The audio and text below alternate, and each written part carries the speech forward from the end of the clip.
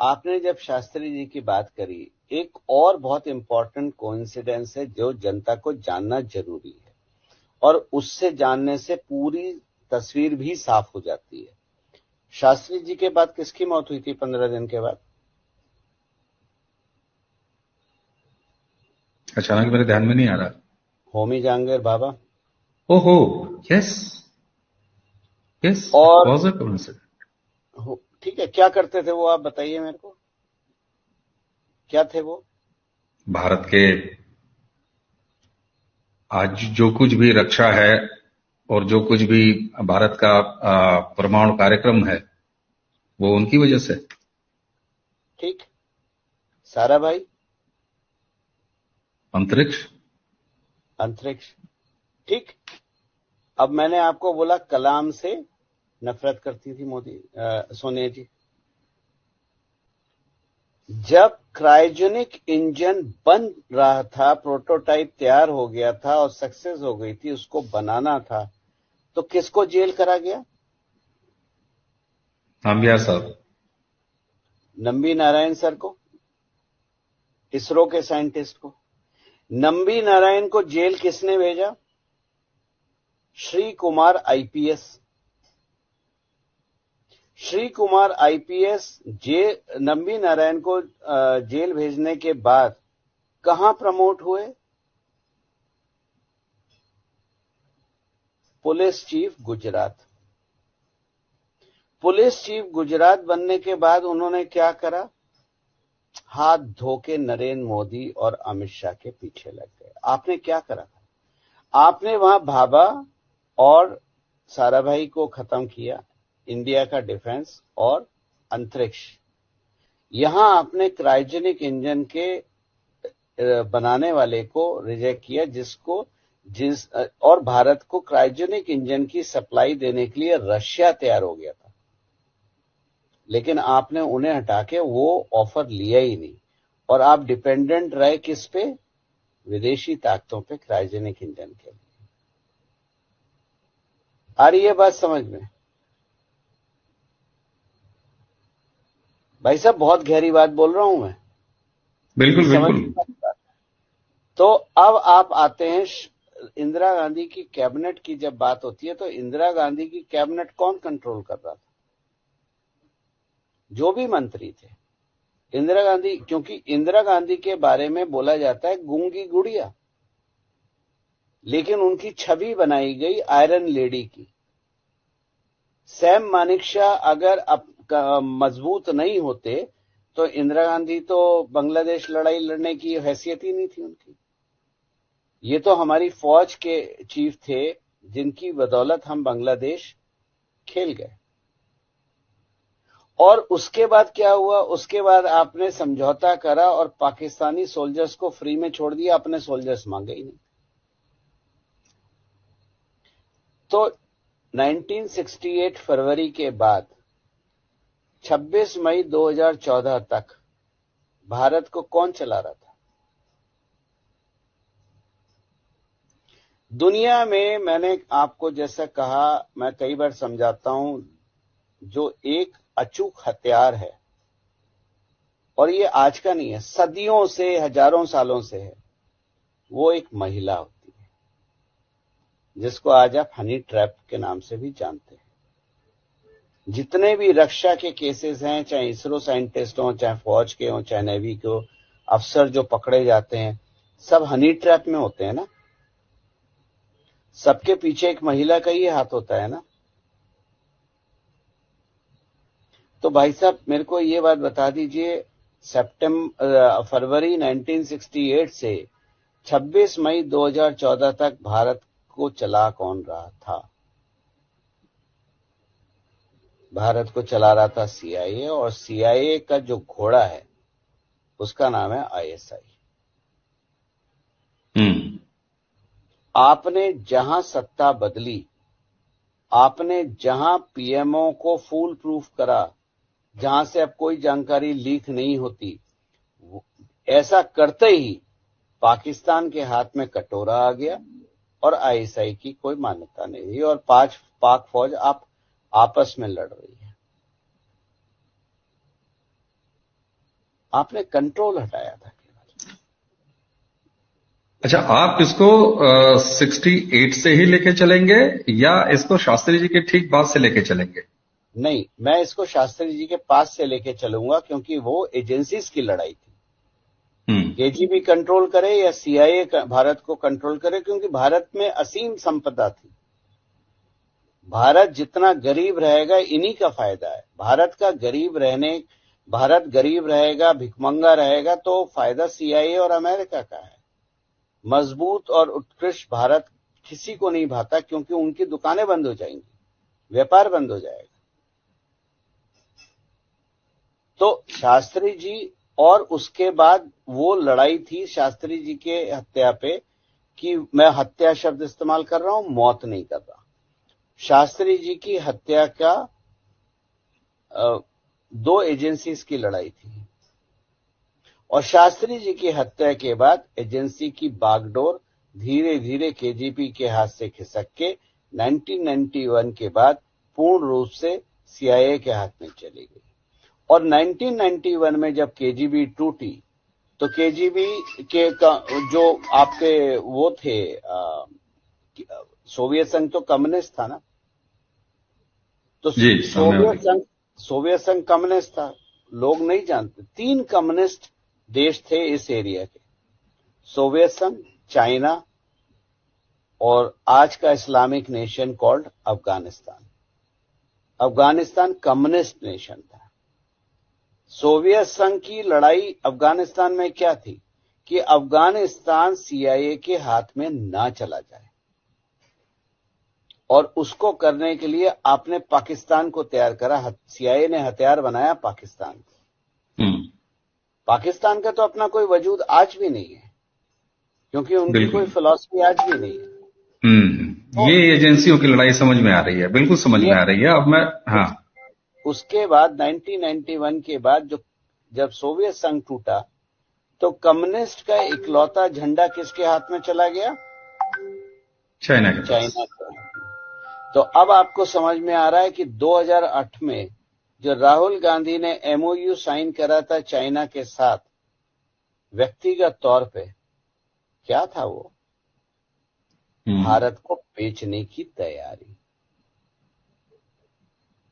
क्योंकि उन्हें पता था सत्ता तो हमारे ही हाथ में रहेगी। दाएं बाएं जोड़ घटा करके जैसा भी करें, पर सत्ता तो हमारे ही हाथ में रहेगी। हम इस सत्ता को भोगने के लिए ही पैदा हुए हैं। लेकिन भला हो भारत की जनता का, भारत के जगने वाले सनातनियों का, कि हमने 26 मई 2014 को उनको उखाड़ के फेंक दिया। और ये विचलितता जो आप देखते हैं आज राहुल गांधी और सोनिया गांधी में, ये और कुछ नहीं है, ये वो 16 मई 2014 का रिजल्ट है जो उनको विचलित करे हुए हो। और जितना ये लोग कब्र खोदने की कोशिश करेंगे, ये खुद उतने कब्र में घुसते चले जा रहे हैं। इसीलिए मैं बोलता हूं कि भारत आजाद हुआ था 26 मई 2014 को। ये एक संकेत के रूप में आपने बहुत बड़ी बात कही है कि भारत 2014 के साल में आजाद हुआ। तो अब तक जितनी बातें आपसे, और उसको आप कोई भी नकार नहीं सकता, क्योंकि एक पूरी क्रोनोलॉजी बिल्कुल साफ सुथरी लाइन और बड़ी क्लियर दिखाई देती है। तो क्या ये मान लिया जाए कि 11 जनवरी 1966 से ही 2014 तक, ये अलग बात है कि इंदिरा जी के समय में वो 2 एजेंसियों का मामला था, लेकिन था तो विदेशी का ही। और तब से लेके 1966 से 2014 तक भारत के हाथ में था ही नहीं, भारत के हाथ में नहीं था।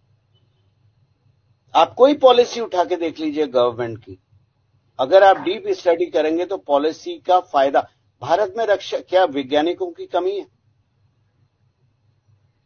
जिस इसरो को शुरू करा था विक्रम साराभाई ने, वो इसरो क्या इतनी काबिलियत नहीं रखती थी कि अपनी सैटेलाइट अपने आप भेज सके? लेकिन आपको याद होगा, हम फ्रेंच गुयाना से भेजते थे, हम भारत से नहीं भेजते थे। क्या कारण है कि डिफेंस मिनिस्ट्री का, चाहे हवाई जहाज हो, शिप हो, चाहे आपका बंदूकें हो, गोलियां हो, एक छोटा सा नट बोल्ट भी विदेश से आता था। तो समझ में आ रहा है ये पूरी, मुझे लग रहा है हाँ, कि दर्शक भी जब ये पूरी क्या क्रोनोलॉजी जोड़ेंगे तो ये बिल्कुल क्या साफ हो जा रहा है। क्या कारण है कि सीड भी बाहर से आते थे, किसान की अगर हम बात करें। क्या कारण है कि फर्टिलाइजर भी हमें इंपोर्ट करना पड़ता था। हमने तो केवल नीम कोटिंग करा, फर्टिलाइजर बंद हो गया, चोरी बंद हो गई। तो भारत को बाजार के रूप में ही देखा जाता था, और यही कारण है कि संसद में खड़े होके राहुल गांधी ने बोला था मेक इन इंडिया फ्लॉप है, मेक इन इंडिया संभव नहीं है, मेक इन इंडिया हो ही नहीं सकता। आगे आपको बात समझ में, ये 2008 का एमओयू है। ये खानदान बिल्कुल में तो भारत को बेचने की प्रवृत्ति रही है, और ये प्रवृत्ति खानदान में आज से नहीं रही है, ये नेहरू जी के टाइम से रही है। शास्त्री जी के समय उसको थोड़ा सा ब्रेक मिला था, और उस ब्रेक के लगते ही शास्त्री जी को भी निपटा दिया गया। शास्त्री जी की अगर टेन्योर को मैं देखूं, अगर मुझसे कोई डिफाइन करे, तो वो टर्निंग मोमेंट था जो आपने भारत में 26 मई 2014 को महसूस किया। ये बिल्कुल शास्त्री जी का टर्निंग पॉइंट इतने साल डिले होके 26 मई 2014 को पूर्ण हुआ। बहुत बड़ी बात, बहुत बड़ी बात। अगर शास्त्री जी की डेथ नहीं होती तो आज का भारत कुछ और होता। और अगर कॉन्स्टिट्यूएंट असेंबली का रिजल्ट माना जाता तो 15 अगस्त 1947 को सरदार पटेल प्रधानमंत्री होते। और अगर असली में गांधी जी ने टांग ना अड़ाई होती तो भारत 1943 में आजाद होता और श्री सुभाष चंद्र बोस भारत के प्रथम प्रधानमंत्री होते। गौरव जी, ये सारी चीजें जिस तरीके से क्रमवार और एकदम बिल्कुल जिसको कहते हैं ना कि एक लाइन, एक सिरे से बिल्कुल जोड़ देना, एक जंजीर तैयार कर देना, मुझे लगता है कि इस पूरी बातचीत को सुनने के बाद हम कोई निष्कर्ष रखें इसकी कोई आवश्यकता ही नहीं है। दर्शक खुद उन सारी चीजों को जब एक कड़ी को दूसरे कड़ी से जोड़ेंगे तो 1947 से शुरू हुई कहानी, जो कि 2 साल के लगभग शास्त्री जी में ब्रेक पाती है, उसके बाद सीधे 2014 में आके खत्म होती है। गौरव जी, ये एक ऐसा एंगल था, मुझे लगता है कि दर्शकों को बहुत सारी चीजें इस चर्चा को सुनने के बाद गुनने और बुनने के लिए एक जमीन तैयार करेगी, और उनकी खुद की अपनी एक बिल्कुल खुद का सोचा, खुद की एक समझ कायम होगी। हमने और आपने इस चर्चा में केवल उनके बिंदु दे दिए हैं, जैसे कहते हैं ना, डॉट्स आपने खींच दिए हैं। अगर उस सारे डॉट्स को कवर किया जाएगा तो दर्शक बहुत आराम से आपकी कही गई बात को वास्तविक रूप से न सिर्फ समझ पाएंगे बल्कि उसका मिलान भी भारत की टेम्पलेट से कर पाएंगे, और तब पता लगेगा कि 2014 में अगर भारत में राष्ट्रीय स्तर पर सत्ता परिवर्तन नहीं होता तो आज भारत कहां होता। जी, आप कुछ कंक्लूड करेंगे? जी, मैंने केवल डॉट आपको दिए हैं और एक पिक्चर बना के दिखाई है, जो एक डेटा साइंटिस्ट का काम होता है, एक एज ए स्टोरी टेलर। आप खुद अपना गूगल खोलिए, रिसर्च कीजिए, जो डेट्स हैं वो रिसर्च कीजिए। अगर आपको डेट्स चाहिए तो मैं आपको डेट्स भी बता सकता हूं। आप उन डेट का क्रोनोलॉजी अगर आप समझ ले तो जैसे 11 जनवरी 1966 शास्त्री जी, 26 फरवरी 1968 सोनिया गांधी का विवाह, 31 अक्टूबर 1984, 21 मई 1991, 11 जून 2000, 30 सितंबर 2001, 27 फरवरी 2002, 2 सितंबर 2009, ये सारी डेथ डेट्स हैं। और बिल्कुल। अब आप ये डेट लेके अगर आप इनको रिसर्च करेंगे तो आप पिक्चर साफ अपनी बना सकते हैं।